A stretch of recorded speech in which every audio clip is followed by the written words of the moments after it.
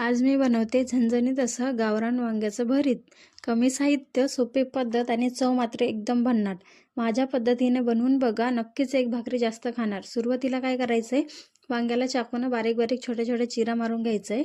त्यानंतर ते वांगे भाजून घ्यायची आहे. तुम्ही चुलीवर पण भाजू शकता.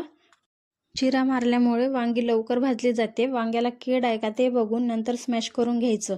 त्यानंतर 3 पळे तेल टाकून घ्यायचं आहे. नंतर मोहरी, जिरा, 2 बारीक कापलेले कांदे, कढीपत्ता, 2 बारीक कापलेले टमाटर आणि लसूण पेस्ट टाकून घ्यायचं आहे.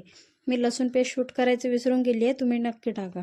त्यानंतर बारीक चिरलेली हिरवी मिरची, 1 चम्मच मीठ, पाव चम्मच हळद, 1 मोठा चम्मच मिरची पावडर टाकून छान मिक्स करून घ्यायचं आहे. स्मॅश केलेले वांगे टाकून छान मऊ होईपर्यंत शिजवून घ्यायचं आहे. वरून थोडी कोथिंबीर टाका आणि अशा सोप्या रेसिपीसाठी मला फॉलो करायला विसरू नका. व्हिडिओ आवडला असेल तर लाईक, शेअर, कमेंट नक्की करा.